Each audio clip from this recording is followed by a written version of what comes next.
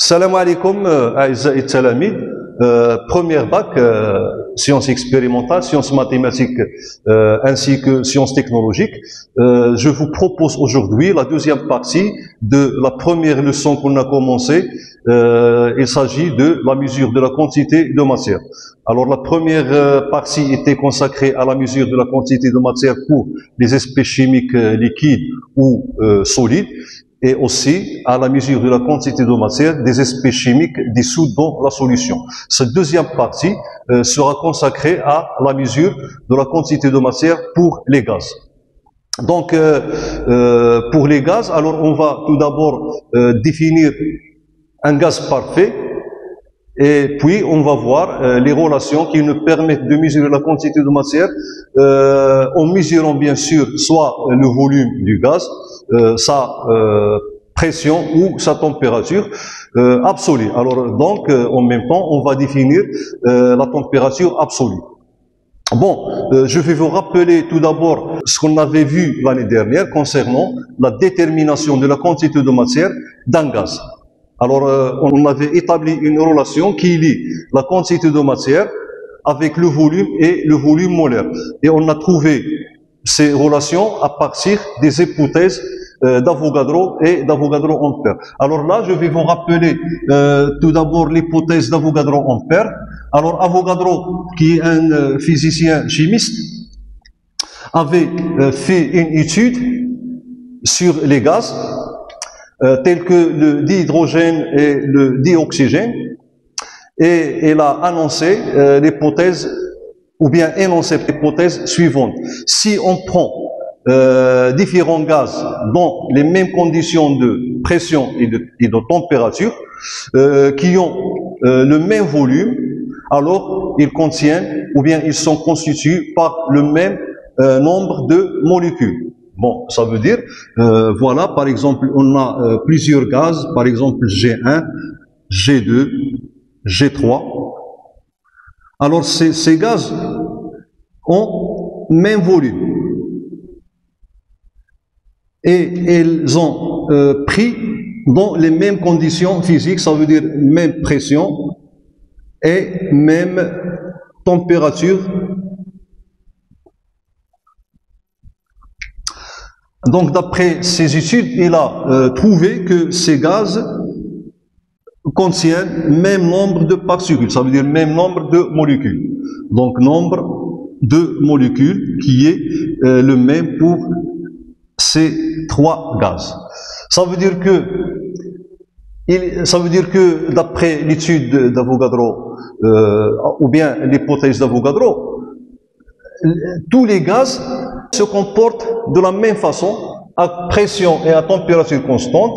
Ça veut dire que la forme de la molécule n'agit pas sur le comportement du gaz. Ok? Bon, en même temps, alors cette hypothèse a été énoncée par Avogadro en 1811 en Italie. Et en France, après 3 ans, c'est-à-dire en 1814, Ampère avait fait une étude sur différents gaz. Donc c'est une étude qui est indépendante de l'étude qu'a fait Avogadro.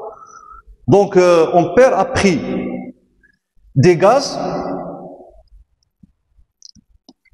qui ont même quantité de matière qui est égale à 1 mole. Ça veut dire qu'il a pris 1 mole des différents gaz. 1 mole. Alors là, on a le gaz G1, par exemple G2, G3. Et elle a trouvé que ces gaz occupent le même volume, appelé volume molaire.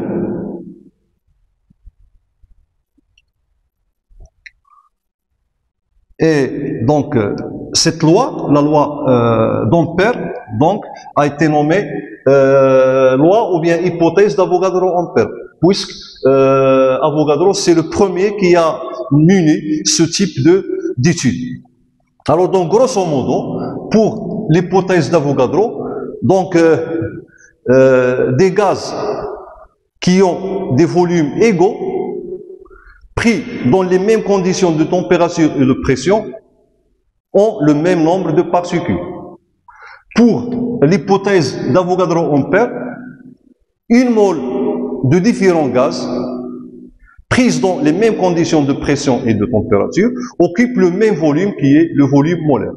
Donc d'après ces deux hypothèses, ok, on a trouvé la proportionnalité entre la quantité de matière et le volume. Ok, ça veut dire, ok, d'après l'hypothèse d'Avogadro, donc on a une correspondance entre la quantité de matière, donc bien sûr qui est liée à le nombre de particules, donc correspond à un volume V. Et d'après Avogadro-Ampère, ça veut dire d'après Ampère, on a une mole correspond au volume molaire. Et de là, on a trouvé la relation N égale à V sur Vn. Alors donc cette relation nous permet, si on connaît bien sûr le volume molaire, de déterminer la quantité de matière à partir du volume. Alors voilà donc un rappel de ce qu'on a vu, ou bien ce qu'on avait vu l'année dernière. Bon, maintenant on va définir les gaz parfaits, et puis on va voir comment on a établi l'équation d'état des gaz parfaits. Donc je dois vous signaler que les études menées par Avogadro et Ampère, ils ont été munis à des basses pressions. Ça veut dire basse pression, donc la pression est inférieure à, soi-disant, 10 bar. Alors donc on va passer au deuxième paragraphe.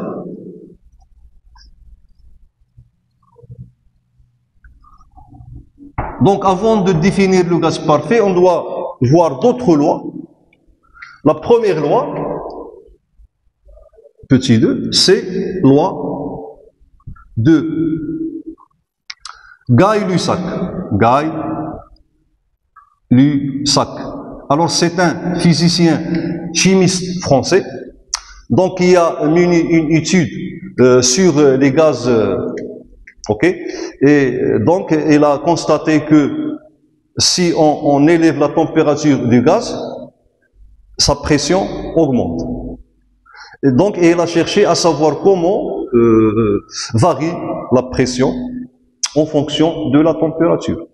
Alors donc, il a fait des expériences. Alors pour nous, si on veut faire cette expérience, ok, donc on peut prendre par exemple, soi-disant, bon, je sais pas moi, un tube à essai par exemple, voilà.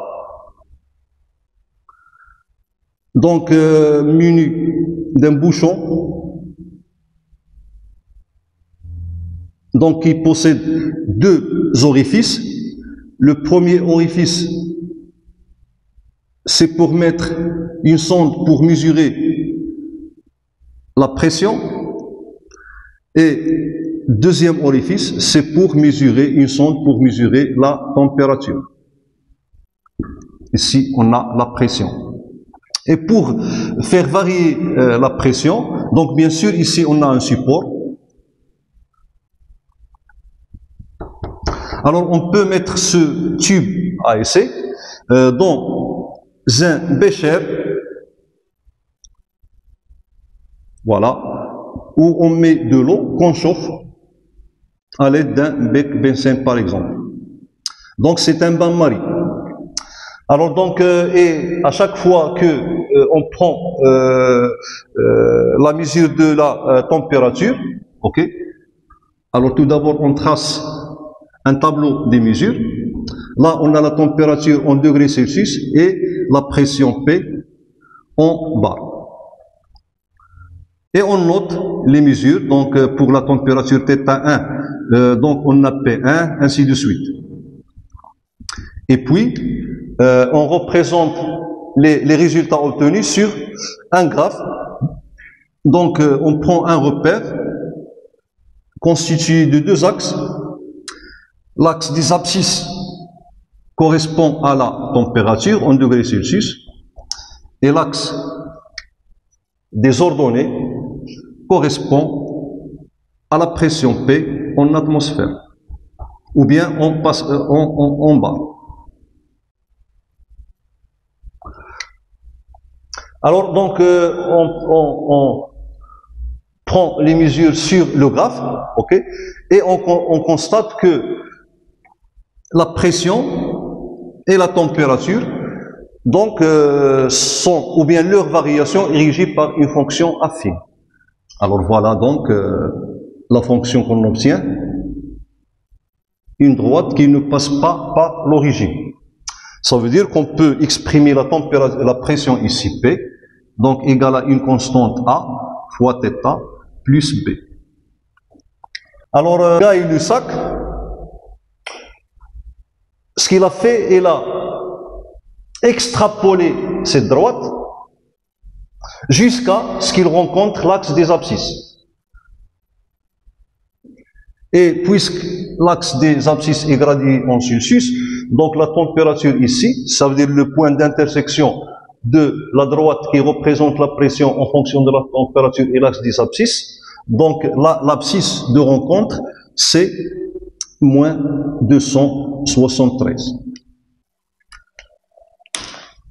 Alors là, puisque la pression, c'est une grandeur absolue, ça veut dire qu'on ne peut pas imaginer qu'il y a des pressions négatives, ça veut dire qu'on ne peut pas descendre au-delà de moins 273.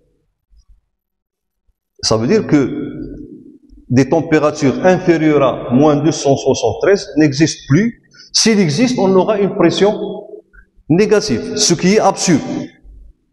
Alors c'est pour cela que on doit changer donc l'échelle de température et considérer à notre échelle, en décalant l'axe des abscisses, pardon, l'axe des ordonnées à ce point-là, et on prend le nouveau origine qui correspond à moins 273. Donc là, on va définir ce qu'on appelle échelle de température absolue, qui est graduée en Kelvin. Et on postule que moins 273 en degrés Celsius, pardon, dans l'échelle centésimale, ça veut dire l'échelle de Celsius, est équivalente au zéro absolu dans l'échelle de Kelvin. Alors là, donc, on va prendre une autre échelle de température. Donc, et on note la température par T majuscule, et l'échelle c'est, ou bien l'unité c'est Kelvin. Et là, on a donc 0 Kelvin. Là, on a 0 degrés Celsius. Alors, là, donc, après, on a changé l'échelle de température. Donc, la pression dans la nouvelle échelle, ok, donc ici, on a pression en bas, est une fonction linéaire de température.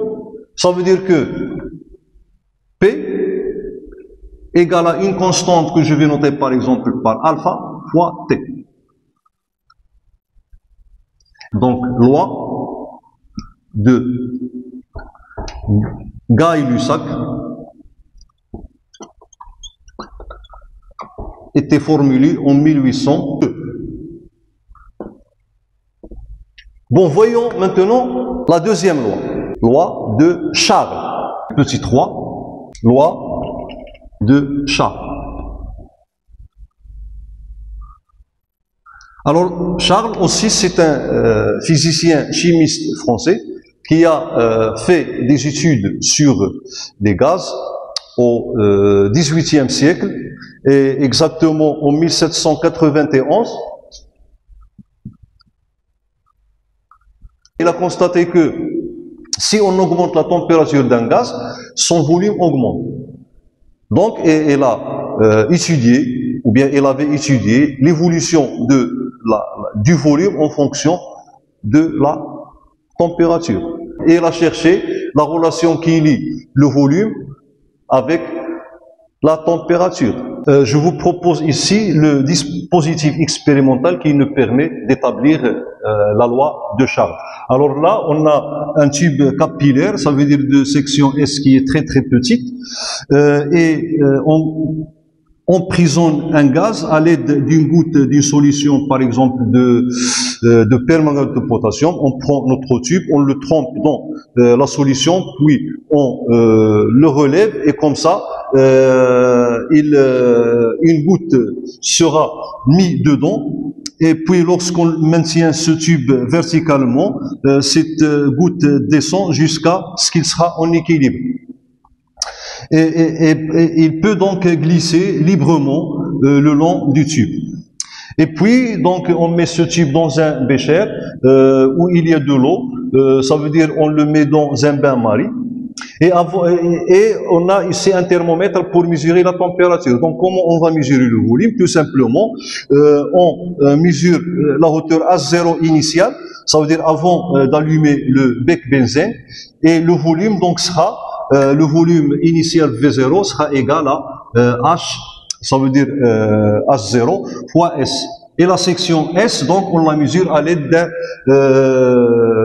d'une pied à coulisse qui mesure les sections. Puis on allume le bec benzène et comme ça, donc, la température augmente et en même temps le volume augmente. Alors il déplace cette goutte, ok. Et à chaque fois, on mesure la hauteur. Par exemple, à un instant donné, supposons qu'on aura ici la goutte, ok. Alors, on mesure cette hauteur-là, ok, H. Et on calcule le volume du gaz à l'aide de cette relation. Ça veut dire que V sera égal à, donc ici, c'est H0, H fois S. Alors ici, pourquoi on a mis cette goutte?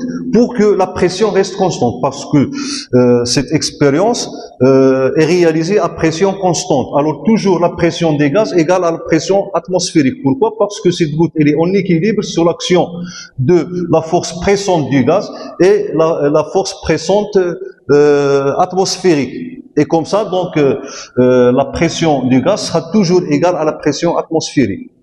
Et puis, on relève nos mesures.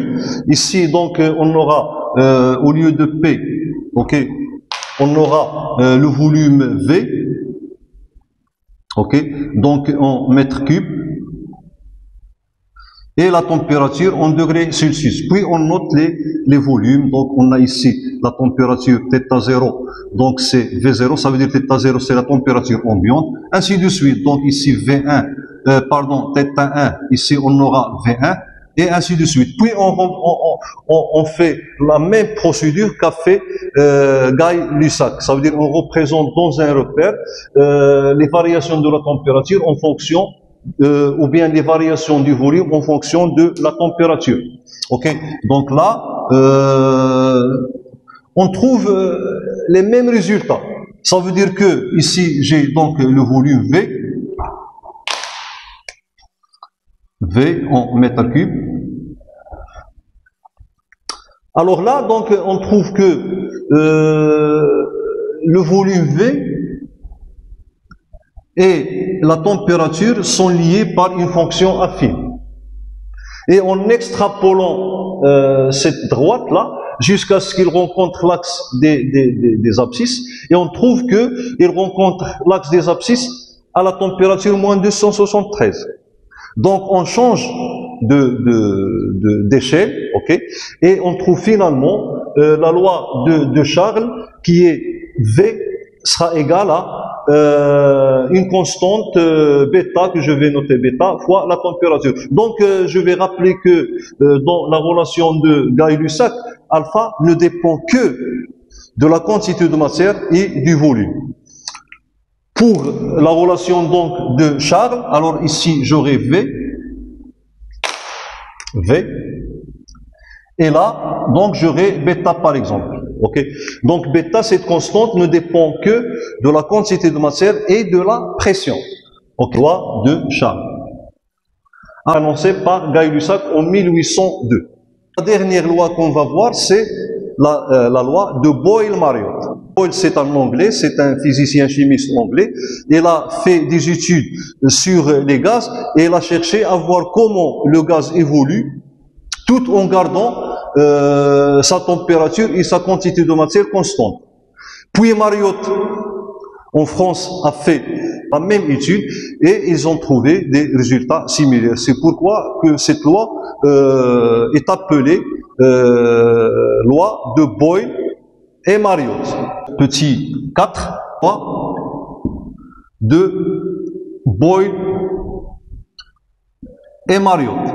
Je peux vous proposer une expérience simple. Donc, on prend par exemple une seringue. Voilà. Bien sûr, gradier en volume. Ok. Alors là, on va comprimer une quantité de matière de gaz. Ok. Et à cet orifice-là, on va lier un manomètre ou bien un baromètre. C'est pour mesurer la pression. Voilà. Et donc, on note le volume initial, parce que cette seringue doit être graduée en volume, ok. Et donc, à chaque fois qu'on comprime le gaz, le volume, donc, va diminuer, ok. Et la pression, bien sûr, va augmenter. Et lorsqu'on donc prend des mesures, la pression P, donc en bar, et le volume en mètres cubes. Donc ici, on a la pression P1, ici c'est P1, ok, donc la première mesure. Donc je note le volume du gaz, voilà tout ce volume, donc il est marqué ici. Puis je comprime le gaz, ça veut dire j'appuie sur le piston, ok, et je mesure le nouveau volume V2 et je note la nouvelle pression P2, ainsi de suite. Puis on représente les variations de la pression en fonction du volume dans un repère. Ici j'ai le volume V, donc en mètres cubes, et la pression P en bar.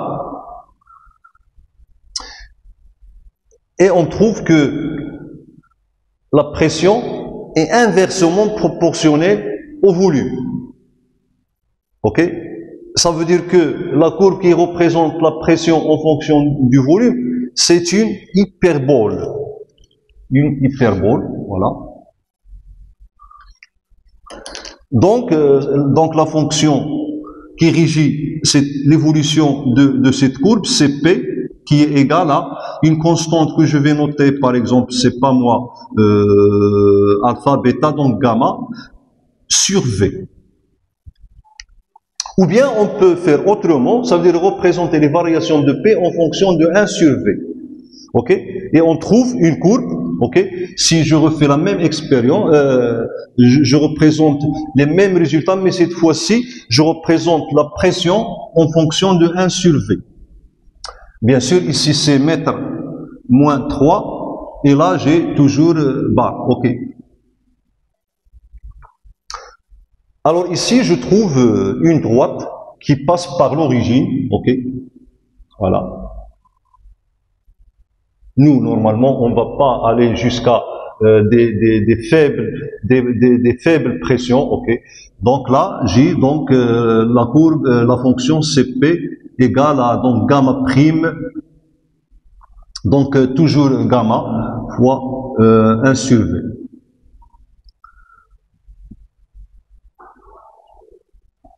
Alors donc la loi de Boyle-Mariotte, c'est quoi?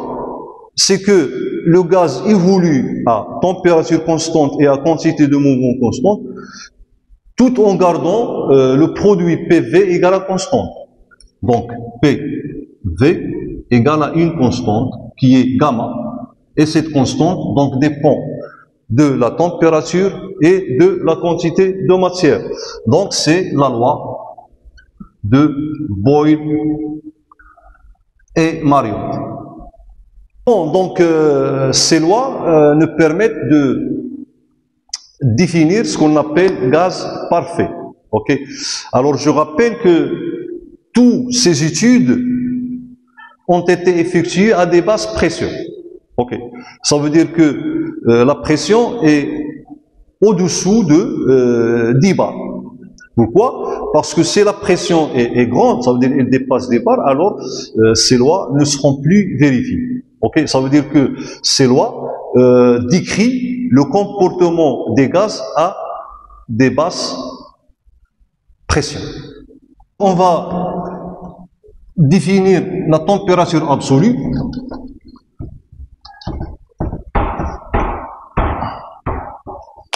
Donc, température absolue.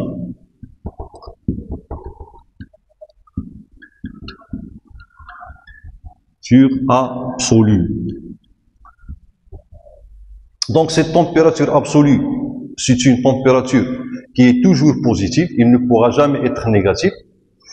Son unité de mesure, c'est le Kelvin, ok, et il est lié à la température centésimale, ça veut dire la température en degrés Celsius, par la relation suivante. Alors donc, on a la température en Kelvin, donc égale à la température en degrés Celsius, plus 273. Donc, si θ égale à 0, alors T égale à 273. Si T égale à 0 absolu, dans ce cas, θ sera égal à moins 273. Alors, en fait, la température mesure l'agitation thermique des particules. Ça veut dire, en fait, elle est liée à la vitesse des particules. Donc, plus les particules sont agitées, ok, ça veut dire sont en mouvement intense, plus la température augmente. Donc, c'est le sens physique de la température absolue. Alors là, on va parler de quoi? De gaz parfait. Gaz parfait. Voilà, donc c'est sixième. Donc, le gaz parfait, c'est quoi? C'est un modèle du gaz réel. Juste un modèle. Et on peut considérer que les gaz réels sont des gaz parfaits à des basses pressions. Donc, qu'est-ce que c'est qu'un gaz parfait? Alors, un gaz parfait, je peux le caractériser par deux choses. La première est que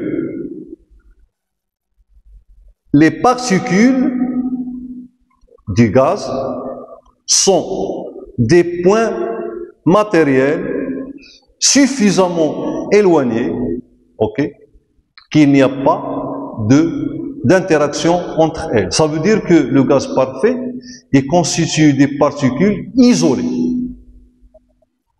Donc, pas d'interaction entre les particules. Ça veut dire la distance qui les sépare ne permet pas que ces particules entrent en interaction. Même pour la gravitation universelle, ça veut dire leur poids est négligeable puisque leur masse est très très faible. Donc, leur poids, elle est suffisamment négligeable qu'on ne le considère pas. Donc, gaz parfait, constitué des particules, ça veut dire des molécules, ou bien des atomes pour les gaz inertes, ça veut dire les gaz nobles, donc constitués par des particules isolées. Bien sûr, ils sont en mouvement, ok. Donc, lorsqu'ils entrent en choc avec les parois du récipient qui le contient, ok, donc ils changent de sens et on considère que ces chocs sont élastiques. Ça veut dire qu'il n'y a pas d'échange d'énergie lors des chocs. Deuxième chose, ok, et même si des particules, bon, puisqu'ils sont en mouvement, ils peuvent être se heurter entre eux, ça veut dire entrer en choc. Alors, lorsqu'ils entrent en choc, donc pour un gaz parfait, on considère que ces chocs sont élastiques. C'est quoi les chocs élastiques? Ça veut dire que leur énergie, ça veut dire qu'ils ne changent pas d'énergie, ils gardent leur énergie comme elle. Et les chocs durent un intervalle de temps très très très court. Alors, deuxième caractéristique d'un gaz parfait est que le volume qu'occupe le gaz, voilà, par exemple, le volume qu'occupe le gaz est très supérieur au volume des particules. Donc ça veut dire que les particules sont des points matériels. Voilà. Alors si on considère que chaque particule a un volume V0, ok, et on a une particule, alors donc pour le gaz parfait, on a le volume du gaz, ça veut dire le volume de l'enceinte ou bien de l'espace occupé par le gaz parfait, est très supérieur à la somme des volumes de tous les particules.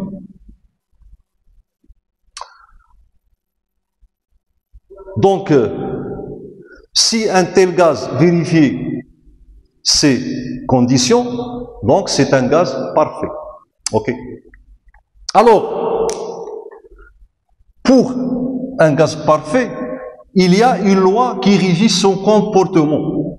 يعني اللي كتنظم السلوك ديال هذا الغاز. اوكي. Alors هذه la loi كنسميوها loi des gaz parfaits. Loi, donc sixièmement, donc septièmement, loi des gaz parfaits. Ok. Alors donc, on a vu trois relations, à savoir, ou bien trois lois. Loi de Boyle-Mariotte PV égale à constante, et cette constante dépend de la température et de la quantité de mouvement. Et la deuxième loi, c'est la loi de Gay-Lussac. Donc, on a trouvé que la pression P est proportionnelle à la température absolue. Et le constant de proportionnalité A dépend de volume et de la quantité de matière. Puis, la troisième loi, c'est la loi de Charles. Ok. Donc, V est proportionnel à la température absolue. Et le coefficient de proportionnalité B dépend de la pression et de la quantité de matière. Et la quatrième loi, c'est la loi d'Avogadro-Ampère, ou bien hypothèse d'Avogadro-Ampère. Ça veut dire que le volume, ou bien la quantité de matière, égale à V sur Vn. Et le volume molaire, bien sûr, il dépend de la pression et de la température. Donc, en combinant ces quatre lois, ok, on trouve une équation appelée équation d'état des gaz parfaits. Ça veut dire cette loi, c'est elle qui régit le comportement d'un gaz parfait. Et ces variables, à savoir la pression, la température, le volume et la quantité de matière, sont appelées variables d'état. Variables d'état. Variables d'état. Alors ces variables d'état, ce sont eux qui déterminent l'état d'un gaz. Si l'un d'eux varie, automatiquement les autres sont variés, sauf si on maintient l'un des deux ou bien deux des quatre constants. Par exemple, de maintenir la quantité de matière constante, le volume constant, la température constante ou bien la pression constante. Si on maintient le volume et la quantité de matière constante, donc on va trouver la loi de Gay-Lussac. Si on maintient par exemple la température constante et la quantité de matière constante, on obtient la loi de Boyle-Mariotte. Si on maintient la pression constante et la quantité de matière constante, on obtient la loi de Charles. Donc, en combinant ces quatre lois, on trouve une loi appelée loi des gaz parfaits et exprimée par l'équation d'état des gaz parfaits. Donc, équation d'état des gaz parfaits. Des gaz parfaits. Alors, cette loi est la suivante. Donc, le produit de la pression fois le volume, ok, égale à la quantité de matière fois une constante R, c'est une constante universelle, fois la température absolue. Alors, P est exprimé dans cette équation en unité internationale, ça veut dire le Pascal. Et puis, V est exprimé en mètres cubes. N est exprimé en mol. Et T est exprimé en degrés Kelvin. R, donc, dans ce cas, est appelée constante, c'est une constante universelle, constante des gaz parfaits. Des gaz parfaits. Et en unité internationale, R vaut 8,314, alors Pascal, mètre cube, Kelvin moins 1, mol moins 1. Alors donc cette loi ne vérifie que si la pression est basse. Donc si la pression augmente, qu'est-ce qu'il va arriver? L'agitation thermique des particules augmente. Et donc cette loi ne sera plus vérifiée. Okay? Donc il est applicable uniquement pour des pressions basses. Donc conclusion, tous les gaz réels à des basses pressions se comportent comme des gaz parfaits. Alors cette loi nous permet de mesurer la quantité de matière, donc N égale A PV sur RT. Voilà, donc l'objectif c'est comment mesurer la quantité de matière d'un gaz. Alors là, si on connaît la pression et la température, donc il suffit de mesurer le volume. Si on connaît le volume, donc pour déterminer N, il suffit de mesurer la pression et la température. Okay. Donc on peut, si on connaît la valeur des trois variables d'état, donc la mesure de la quatrième, si on connaît deux variables d'état, la mesure de la troisième variable d'état nous permet de déterminer la quantité de matière N. Et là donc on va retrouver la loi d'Avogadro-Ampère en définissant ce qu'on appelle volume molaire. Volume molaire.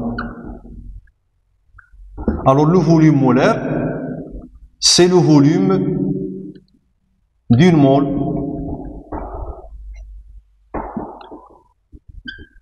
de gaz.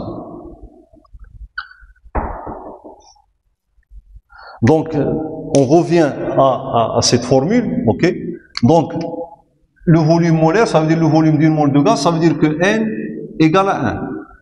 Alors, dans ce cas, on a 1 égale une mole. Voilà. 1 égale à P. Alors, dans ce cas, le volume, c'est le volume molaire divisé par RT. Et du coup, donc, l'expression du volume molaire sera égale à donc RT sur la pression P. Voilà donc le volume molaire. Ok. Alors on peut calculer le volume molaire à n'importe quelle température et à n'importe quelle pression. Donc on a dans les conditions normales,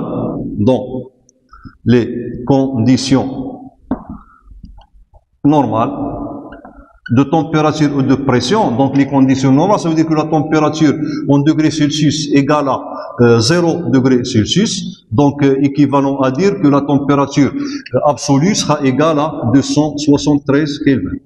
Et la pression P égale à 1 atmosphère, ça veut dire la pression atmosphérique. Alors dans ce cas, lorsqu'on calcule VM, ok, donc ici, donc GT.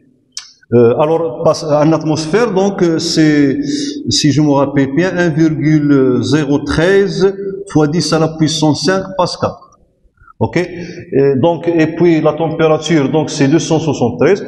Et R, déjà, j'ai donné sa valeur. Donc, en effectuant ce calcul, on trouve que le volume molaire, c'est 22,4 mol litres moins 1.